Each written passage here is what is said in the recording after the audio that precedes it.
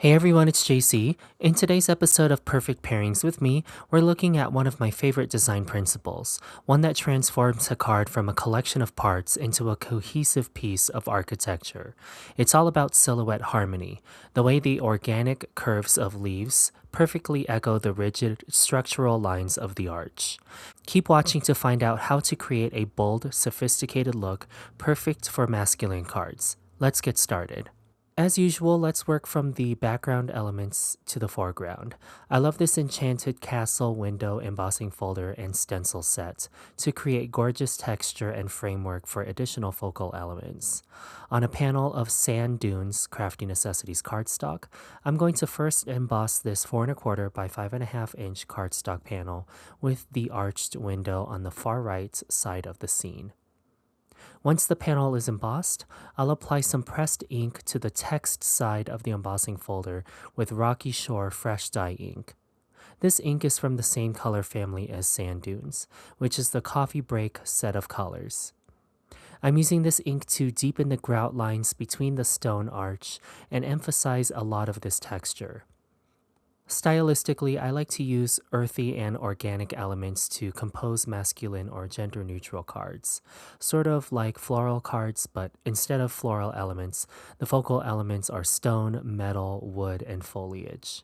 It's an easy shift and transition to make. After pressing that ink into our already embossed panel, I'll use the coordinating Enchanted castle window stencil to color the stones. I'm using the 9x12 sticky mat grid to hold the embossed panel and stencils to quickly fill in the open areas of the stencil. Honestly, I didn't do a great job of keeping track of which stencil I was on. I just went in whatever order I was grabbing the layers. I used Coffee Break Fresh Dye ink set as usual and the mini ink blending tools to color the open areas of the stencil, omitting the arched stones. Instead of making smooth blends and gradients on the stone wall, I used my mini ink blending tools to stipple the ink instead. Pretend like the surface of the stencil is hot and you're trying to quickly touch the surface. That's how I'm applying this ink, is in a pouncing motion to get bristled texture on the stone. I'll use a mix of light and dark values in Coffee Break to achieve this visual texture. The more uneven the ink and the higher the contrast between the light and dark areas of your blended image, the better and more realistic your organic stone elements will look. I'll set this panel aside to dry after applying this inked texture and move on to another textured yet organic element of this card. This is a previously released Craft Your Life project kit, Arched Foliage. I'm making sure to use the recently added Arched Foliage embossing folder to pair with this project kit.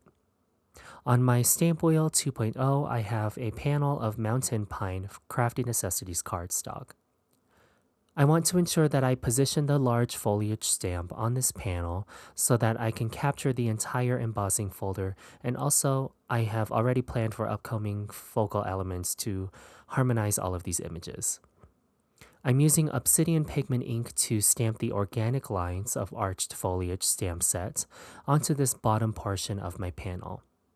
Then once this is stamped, I'll use the Arched Foliage Die Set in the project kit to cut out the outline.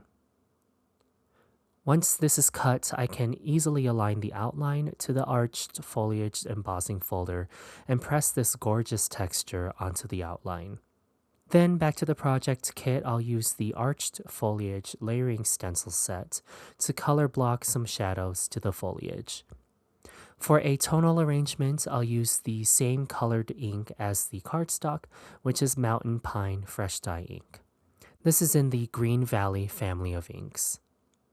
I'll use a mini ink blending brush to apply shadows to the base of leaves. Finally, let's bring in the final and newer element to this card front. This is Gothic Arches Die Set, new for February 2026. I love the geometric shape of these arches with the inner lattice work of the window grates. There's something really regal about this image, and depending on how you stylize this scene, you can make it work for a card for any recipient. I felt that the black and white elements, more earth tones, and silhouette harmony was going to give this scene a grounded, architectural presence that feels both modern and timeless. I already die cut the pieces for this element of my card with jet black and white cardstock layers. The layers of this die set inlay, which means that the black outermost outline fits outside the white layer, and then the Gothic arch grates fit inside the white outline layer. In order to assemble these layers, I'm using liquid glue to apply a dot along the weld points of the arch. Then I compress the metal grate to the window trim outlines, and the 3 layers are held together. I found it easier to use my petal palette to hold the layers together as they dried. Then I'll repeat the assembly process on the other window. Once assembled, I'll also put this underneath my petal palette to hold the glued layers together. Let's move on to the assembly portion of this card while the Gothic arches dry. On the left side of the Enchanted Castle window embossed panel, I felt like deepening this unembossed portion. I used the coffee break inks again in Mocha and Espresso with the large ink blending tool to make the arched and embossed window really stand out against a vignette background. After finishing this background layer, I'll move on to the next focal element, which is Gothic Arches Die Cuts. I want these windows to be assembled together. I'm gluing the right side of the smaller arched window to the left side of the larger window. Then with the 1/4 inch wide by 1/8 inch thick instant dimension foam tape, I'll raise the arched window elements, centering the large Gothic arch to the window frame of the Enchanted Castle window opening. The shared geometry here is so precise, you'd never know these weren't originally designed as a single set.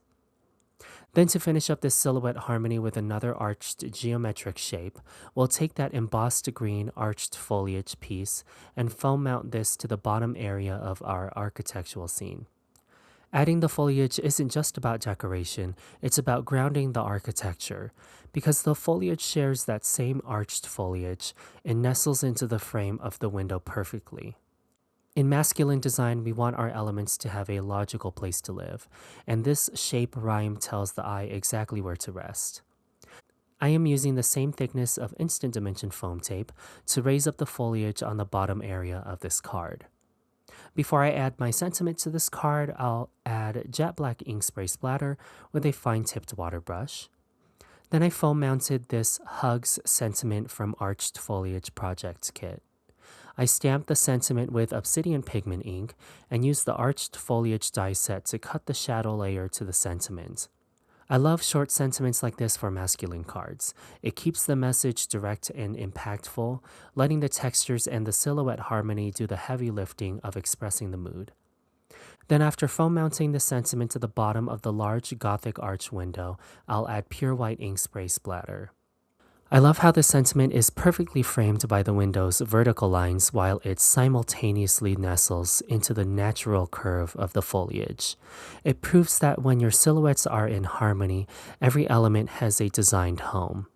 By leaning into this shape rhyme and a restricted earth tone palette, we took a highly decorative set and gave it a strong masculine presence.